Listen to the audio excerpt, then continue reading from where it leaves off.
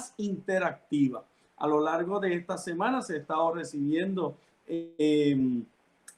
correos electrónicos, mensajes de texto de diferentes personas que se han hecho ya parte de la familia. Esta tarde tuve una experiencia muy bonita a través de un live que realicé para el Ministerio Guerreros de Medianoche con nuestra hermana Yarelis Velázquez, y fue una experiencia muy hermosa con la cantidad de personas que se sintonizó, y fue una experiencia linda. Me parece que el mover de Dios estuvo presente, y estoy más que agradecido por la bendición que el Señor me otorgó de poder llegar hasta la vida de tantas personas con un mensaje dirigido a la pastoral. Eso fue esta tarde, y a mí en lo personal fue una experiencia muy bonita, muy bonita. Quiero enviar saludos a cada una de las personas que nos escriben, a cada una de las personas que se ponen en sintonía de Cita con la Biblia, y que en medio del proceso nos dan la oportunidad de poder llegar a sus hogares, de poder bendecir con una palabra. La intención no es atacar, la intención es poder estudiar la Sagrada Escritura. Así que mientras las personas siguen entrando, quiero resaltar que usted puede comunicarse conmigo y dejar su mensaje, su deseo, su sueño de algún tema para discutir a través del correo electrónico drluisrodriguez@gmail. Sin ningún tipo de abreviación, drluisrodriguez@gmail. Doctor Luis Rodríguez @gmail.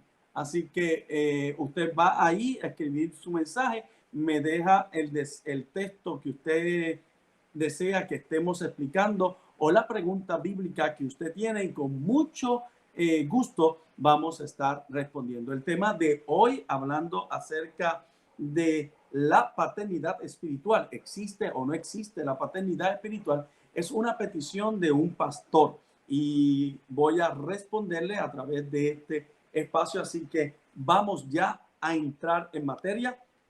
Busque su Biblia y comencemos con el tema de hoy.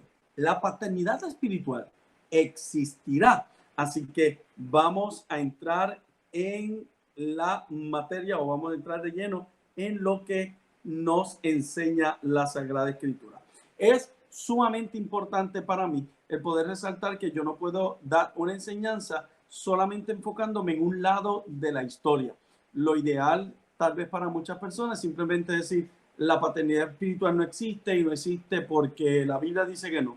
Pues a mí me gustaría resaltar por qué la contraparte dice que existe la paternidad espiritual, y cuáles son los argumentos que utilizan para poder demostrar que la paternidad espiritual existe. Así que una vez finalicemos de explicar lo que es la paternidad espiritual de acuerdo a los defensores y los argumentos que utilizan para defender esta idea, entraremos en lo que dice la Biblia y por qué la Biblia establece que esta es una falsa enseñanza. Así que vayamos a la Escritura. El tema de la paternidad espiritual es tan crucial en este tiempo de avivamiento, con resultados de crecimiento de la iglesia. Es lo que dicen muchas de estas personas. El tema es central porque el cuerpo de Cristo necesita verdaderos padres y verdaderas madres que ayuden a desarrollar hijos saludables y maduros. Aunque hablemos entonces aunque hablemos de un concepto nuevo llamado paternidad.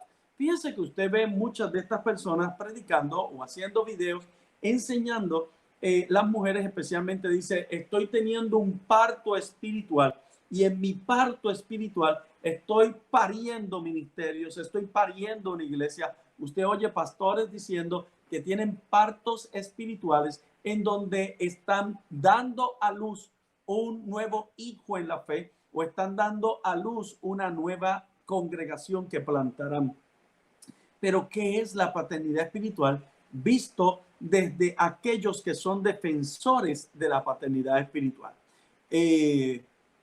Aquellos que defienden la paternidad espiritual dicen que como nosotros somos hijos de Dios, al hablar de paternidad espiritual es necesario recordar que por sobre todas las cosas, todos los que hemos recibido a Cristo como Señor en nuestra vida, somos hijos de Dios. Esta relación está por encima de cualquier otra relación de paternidad. O sea, ellos dicen que lo principal y lo primero es que somos hijos de Dios. Por eso es que el salmista dice que oramos Abba Padre, que no significa otra cosa que papito Padre o mi querido, mi papito Dios. El Espíritu mismo da testimonio a nuestro espíritu de que somos hijos de Dios, dice la Escritura en Romanos capítulo 8, versículo 15. Aquellos que son defensores de este concepto de la paternidad espiritual, y fíjense que estoy enfatizando que estoy hablando desde el punto de vista de los defensores de la paternidad espiritual, porque sé que mucha gente va a empezar a hacer comentarios, a decir que estoy fuera de lugar, que eso no es correcto. Amado, entienda que no puedo explicar un tema sin poder ver ambos lados de la historia. Desde el punto de vista de aquellos que son defensores del concepto de la paternidad espiritual, ellos creen que por cuanto somos hijos de Dios y Dios es nuestro Padre, como resultado de esta relación de hijos de Dios, todos somos hermanos, pues somos hijos del mismo Padre Celestial. Sin embargo, aunque esta es una verdad eterna, también es cierto que en virtud del desarrollo espiritual y del llamado de Dios para algunos de sus hijos en la iglesia, hay algunos que han sido constituidos para ser padres y madres espirituales. Eso es lo que dicen estas personas. Esta gente han sido establecidos como ancianos o como gente infundada dentro del gobierno de la iglesia para dirigir. Por tanto, vamos a observar que ellos ponen unos requisitos para estos líderes, estos padres espirituales, estas madres espirituales, estos ancianos o ancianas espirituales. El corazón de los padres hacia los hijos debe ser uno de agradecimiento, y ellos citan para sostener esta escritura, citan el libro de Malaquías. En el libro de Malaquías hay un profeta en el cual el Señor expresa que él enviaría el espíritu de Elías y que el espíritu de Elías vendría para hacer volver el corazón de los padres hacia los hijos y de los hijos hacia los padres. El espíritu de Elías tiene que ver con el Espíritu Santo.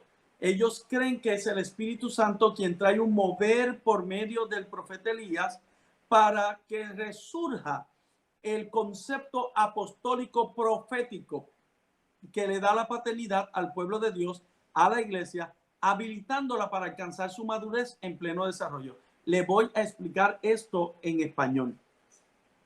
Los llamados apóstoles, fíjense que ellos siguen estableciendo diferentes hilos, diferentes ideas para poder sostener su concepto de la iglesia apostólica, de la iglesia profética, de la iglesia de la paternidad o la maternidad espiritual. Y si usted se da cuenta, todo esto es una red, es una estructura de niveles, es una estructura por niveles, donde lo que ellos presentan es una pirámide. La iglesia está en la parte inferior, y en la parte superior, en la más finita, están los llamados apóstoles, los llamados profetas. Y esto no es otra cosa que una idea, un concepto, una filosofía de gobierno para sujetar a la iglesia, para sujetar seguidores, para manipular, para dominar, para controlar a personas dentro del pueblo cristiano. Mira, amado, cuando yo leo esta porción de la Biblia en Malaquías capítulo 4, versículos 5 al 6, me doy cuenta que no está hablando de lo que esta gente quiere resaltar. Según para estas ideas, estos conceptos apostólicos, lo que es un padre espiritual es alguien que es una fuente de amor, una fuente de seguridad, alguien que viene de parte de Dios y viene de parte de Dios para engendrar espiritualmente dentro de la naturaleza divina. ¿Y de dónde salen este concepto de engendrar? Pues lo sacan de Gálatas capítulo 4, versículo 19. Aquellos que tienen su Biblia en la mano, vamos a Gálatas capítulo 4, versículo 19. El apóstol Pablo le escribe a los Gálatas, y el apóstol Pablo en su escritura dice: hijitos míos, por quienes vuelvo a sufrir dolores de parto hasta que Cristo sea formado en vosotros. Esta expresión del apóstol Pablo cuando dice dolores de parto, ellos argumentan de este texto bíblico que esto es el ejemplo de la paternidad espiritual, de engendrar espiritualmente, de parir espiritualmente.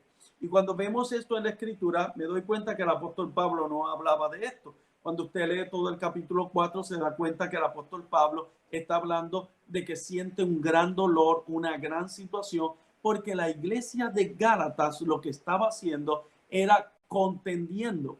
La iglesia de Galacia lo que quería era decir que no era suficiente que Cristo muriera en la cruz, que resucitara al tercer día para darnos salvación, sino que los Gálatas decían que era importante que todo el que viniera a Cristo también fuera cumplidor de algunas de las leyes del Antiguo Testamento. Entiéndase, la circuncisión, guardar el sábado, entre otras cosas. Sin embargo, Cristo, dentro de la ley, Cristo atacó muchísimo a la ley y atacó mucho al concepto de los fariseos, de los saduceos, de los escribas, aún de los celotes. Jesús los criticó duramente porque con la resurrección de Cristo nace lo que hoy conocemos como el cristianismo.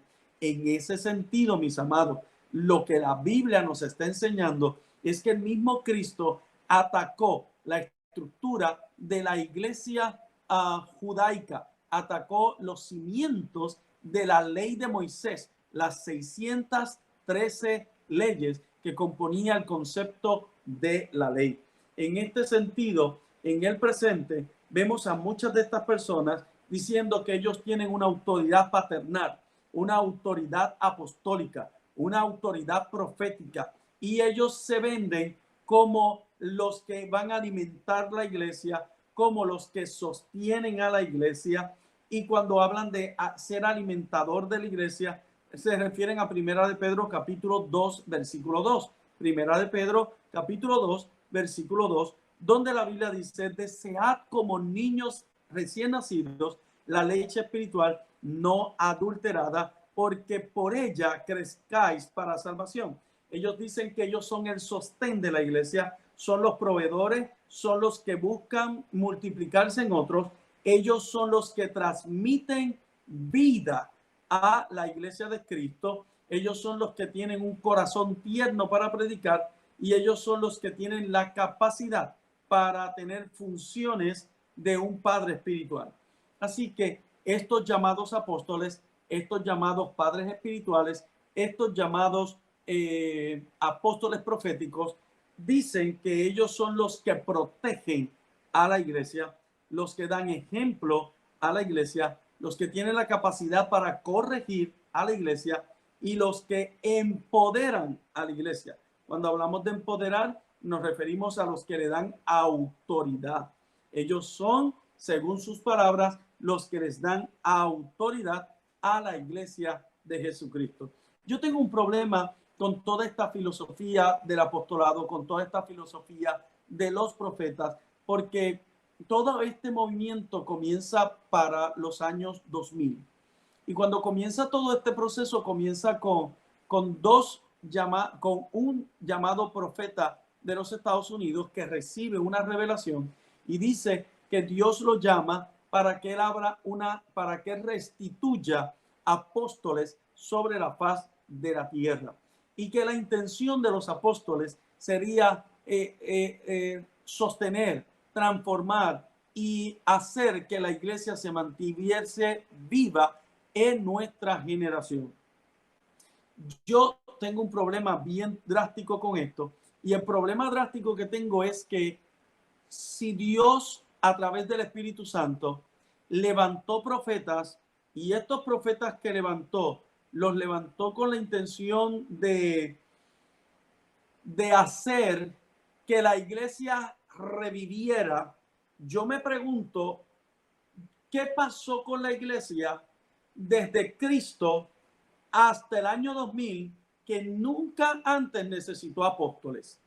Me pregunto por qué Lutero, por qué Calvino, por qué Arminiano, por qué los pensadores como Moody, como Wesley, ninguno de ellos se llamaron apóstoles. Me pregunto, ¿por qué el apóstol Pablo dice yo como abortivo? ¿Por qué Pablo se llama a sí mismo abortivo? Me parece que dentro de la expresión de lo que quiso decir el apóstol Pablo, me parece que es muy importante entender que Pablo se señala como un apóstol abortivo porque él no caminó con Jesús. Y al no caminar con Jesús, él dice, bueno, a mí se me reveló cuando yo estaba ciego y él me dijo, ¿por qué me persigues si yo lo pude ver? Pero soy abortivo porque yo no estuve con estos. Si hubiese la existencia de tantos apóstoles como hoy día, que pareciera que hoy día compran los títulos a través de internet, yo me pregunto por qué el apóstol Juan, cuando escribe el libro de Apocalipsis, dice que habían 12 sillas separadas para los apóstoles. Me parece que hay muchos apóstoles que se van a quedar de pie y no van a tener donde sentarse. Para todos aquellos que están sintonizando, quiero hacer una nueva aclaración. Yo no estoy a favor de la doctrina de la paternidad, no estoy a favor del apostolado, no estoy a favor de todo este movimiento profético o apostólico profético que se predica en esta última generación. Pero no puedo señalar solamente lo que está mal, sino señalo las bases en que construyeron esta idea. Así que a todos mis detractores les solicito que primero escuchen cómo estoy estableciendo cuáles son las bases de la creencia de estas personas para luego poder refutar a través de la escritura lo que la Biblia enseña, lo que la Biblia nos muestra de esta gran verdad escritural. ¿Ok? Esto es una enfermedad apostolítica que se ha dado en medio de la iglesia, una enfermedad de tal dimensión que a mí me parece que la gente está solamente observando cómo estos apóstoles se quedan con el canto. Mire, los apóstoles del Antiguo, los apóstoles del Nuevo Testamento, era gente que no tenía nada, no tenían lujos, no tenían dinero, plantaban iglesias, predicaban el evangelio. Sin embargo, los apóstoles de hoy parece que su llamado es a plantar una mega iglesia y vivir de esta mega iglesia. Este concepto de el padre espiritual no es otra cosa, como decía hace un momento, que una pirámide. Esto es un proceso de una escala piramidal. En la parte inferior de la pirámide tenemos a la iglesia y en la parte superior de la pirámide tenemos a estos llamados padres espirituales con el concepto de decir, yo soy quien te voy a ungir, yo soy quien te voy a dirigir, tú vas a hacer lo que yo te estoy diciendo, no tienes que contar con mi consejo, yo soy el que te dirijo, yo soy el que te estoy hablando de parte de Dios. Y me pregunto si de verdad la iglesia necesita intermediarios. La Biblia establece que el único intermediario entre Dios y los hombres es Jesucristo. Y todo lo que pidamos al Padre en su nombre, Él lo haría. Así que la única intervención que yo necesito es la de mi Señor Jesucristo. Y en medio del proceso, mi Señor Jesucristo me sostendrá, me ayudará y me responderá en medio de mi crisis.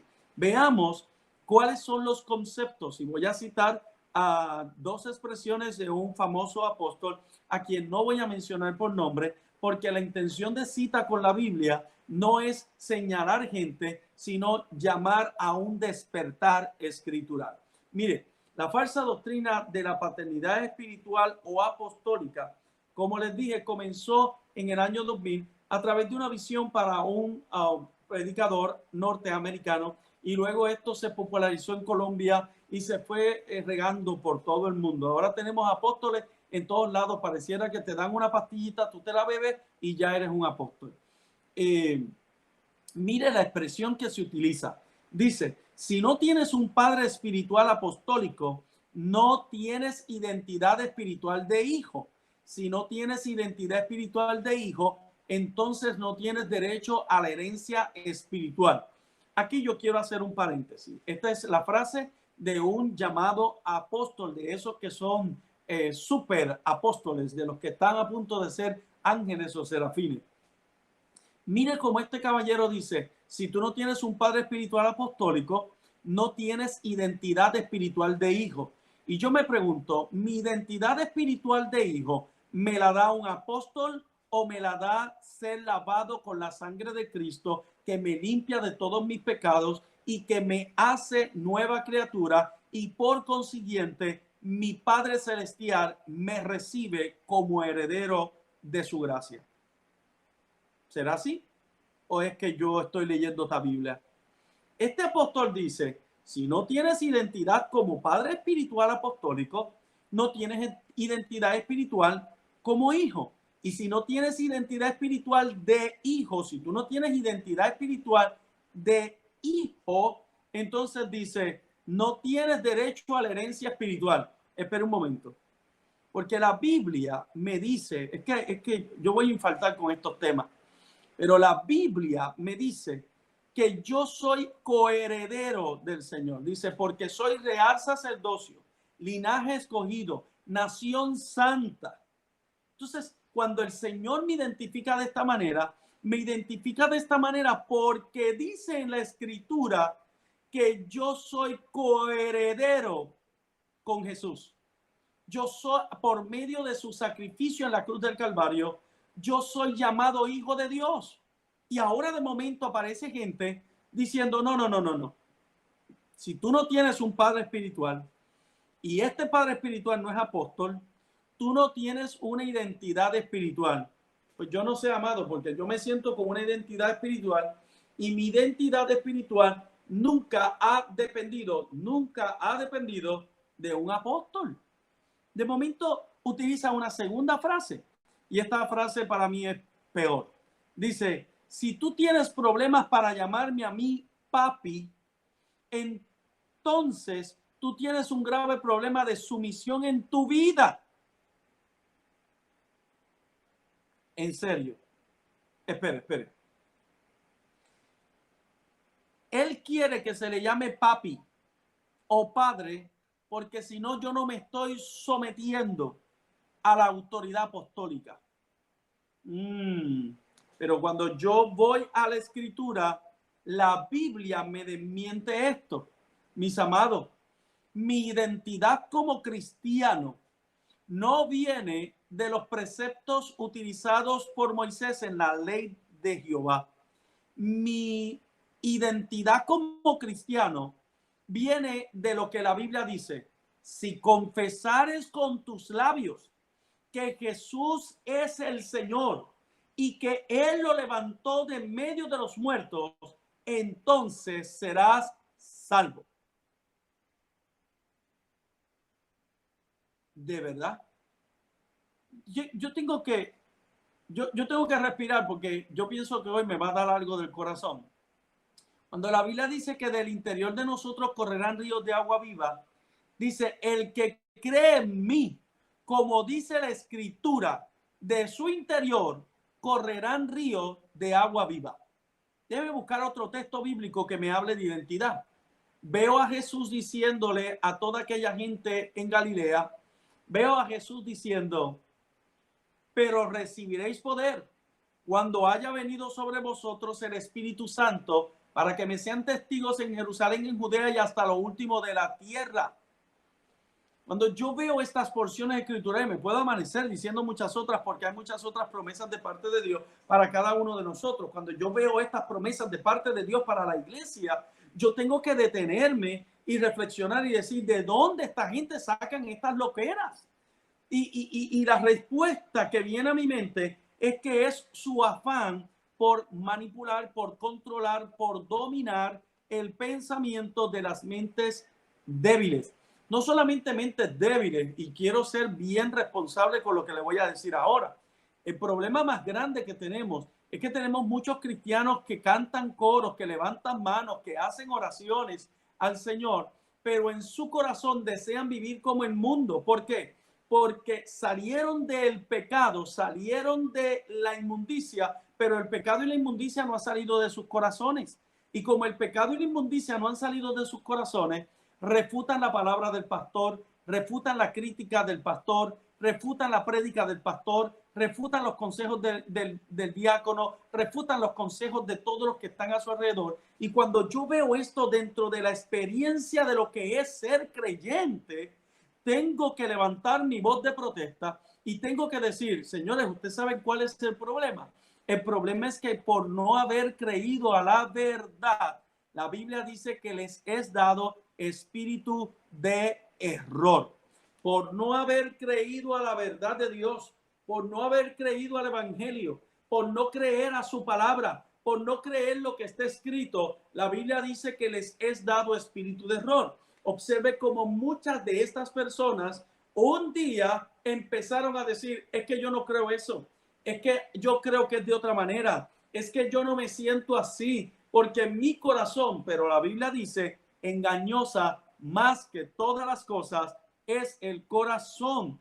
¿Quién lo conocerá? Son gente que vienen al Señor, aceptan a Cristo, pero la semilla del evangelio cayó junto al camino.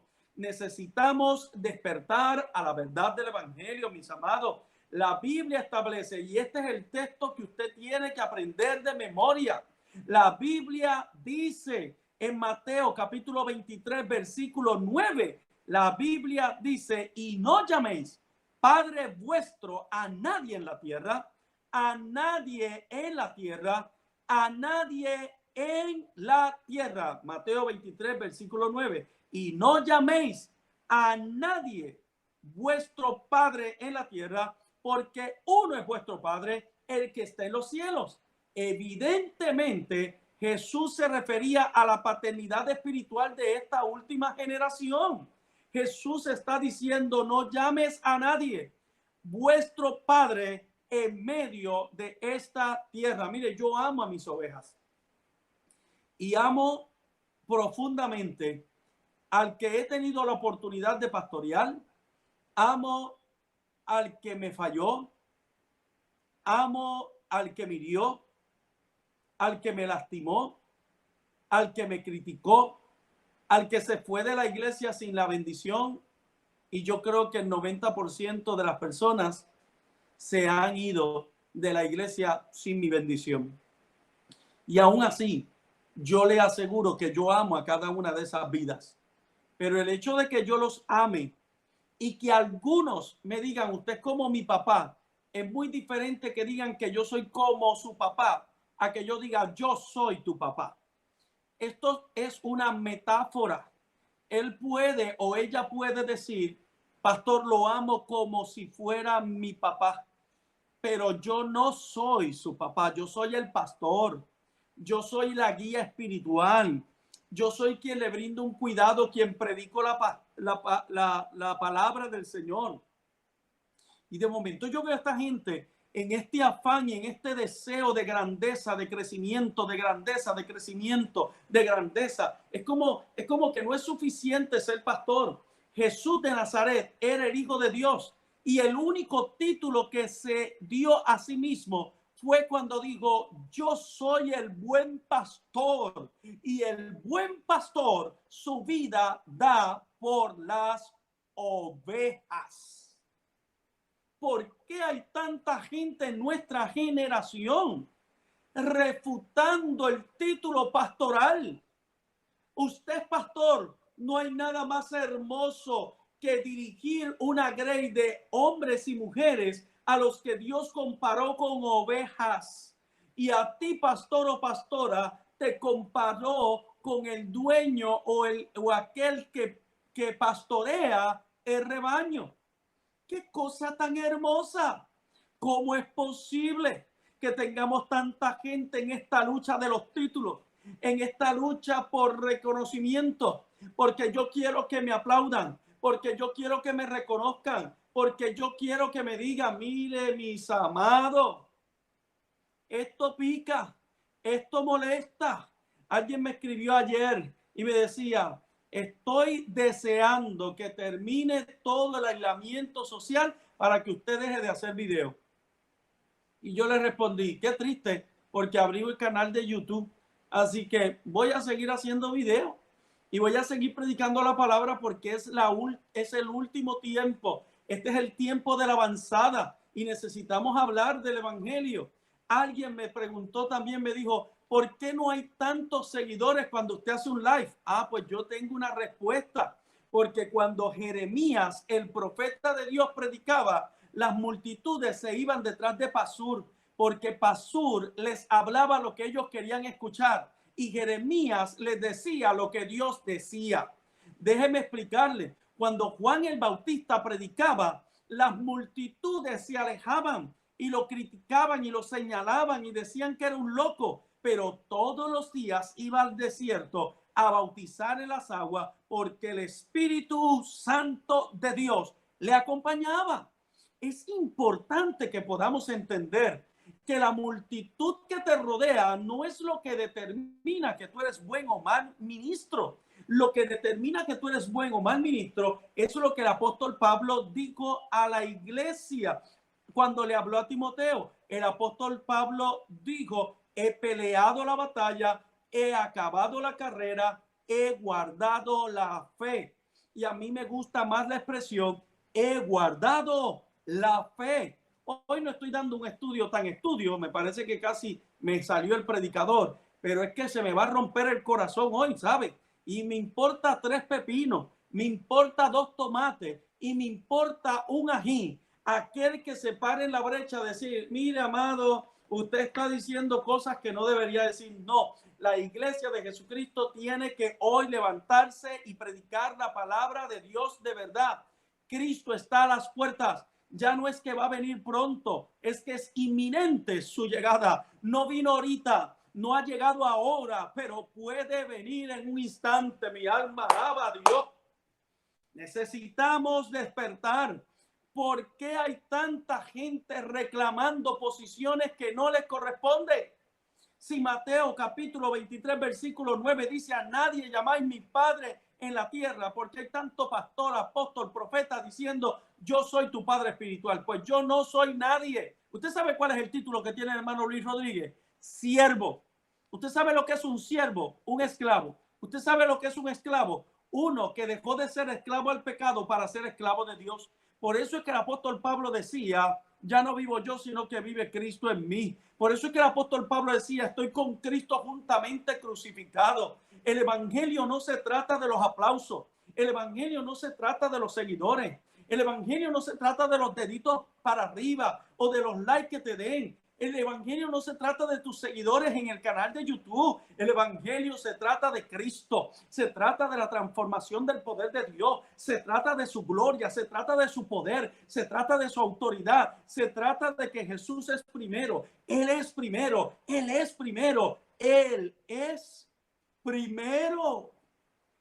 ¿Quién eres tú para reclamar una autoridad que no te corresponde? Para reclamar un derecho que no es tuyo, reclamar un nombre que no es tuyo. Yo no sé si usted ha leído la Biblia, pero la Biblia que yo leo dice que Dios no comparte su gloria con nadie, porque hay tanta gente reclamando una gloria que no es suya. Necesitamos decirle a Dios que tiene que venir por su pueblo ya, que este mundo apesta a pecado y que necesitamos encontrarnos con él hoy más que nunca. Me decía el pastor a quien me solicitó este tema, me decía, hay tanta gente que me critica, que me señala, que me echan a un lado porque no tengo una cobertura apostólica. Pues amado, si usted no tiene una cobertura apostólica, si usted no tiene una cobertura profética, si usted no tiene un llamado pastor de una mega iglesia que lo cubra el Espíritu Santo, que lo cubra el Padre, que lo cubra Jesús de Nazaret, que usted sea renovado, transformado, restituido por el poder del Espíritu Santo, que la autoridad venga a creer, que los dones del Espíritu se manifiesten. Pero ¿de cuándo acá usted necesita el respaldo de un hombre o de una mujer para hacer la voluntad de Dios? ¿A usted lo llamó un apóstol o a usted lo llamó Cristo? Porque a mí no me llamó un apóstol, a mí me llamó Cristo, a mí me llamó el Cristo de la gloria. Y usted ve esta gente en esta generación, es que se me revienta el alma, se me explotan los pulmones y los riñones esta noche, porque yo no puedo entender cómo hay tanto pastor diciendo, si Dios te llamó, que me lo diga a mí. Mire eso baboso, espérese un momentito. Cuando en la Biblia dice que Dios tenía que llamar primero a alguien y a través de ese alguien llamar al otro? No, no, yo no veo eso. Elías pasó por el lado de Eliseo, le echó el manto y le dijo, sígueme. Jesús le dijo a Pedro, te haré pescador de hombres. Cuando tú ves esto en la escritura, tú no ves que había un intermediario. Entonces, perdóneme, pero yo soy pastor y soy un pastor en función y soy un pastor que desde su iglesia, desde la plataforma de su iglesia, han salido 30 pastores a pastorear. Unos a bien, otros a mal, unos ya no pastorean, otros siguen pastoreando, pero han salido 30. Se les formó, se les capacitó y se les envió. Y de momento usted me dice a mí que yo tengo que decir en el altar, si Dios te llamó a ti, que me lo diga a mí primero. Mira, amado, eso es una ridícula, ¿eh? Si Dios llamó a tal persona, lo llamó a él. No me llamó a mí. ¿Usted cree que Dios le dijo a mi pastor, quiero pedirte permiso porque voy a llamar a Jesús? Quiero pedirte permiso porque voy a llamar a Luis. No, no, no. Jesús no le pidió permiso a mi pastor. Jesús llamó a mi pastor y Jesús me llamó a mí. Por lo tanto, yo no soy siervo de mi pastor, yo soy siervo de Jesús. Y si yo soy siervo de Jesús, mi responsabilidad, debo decir, mi identidad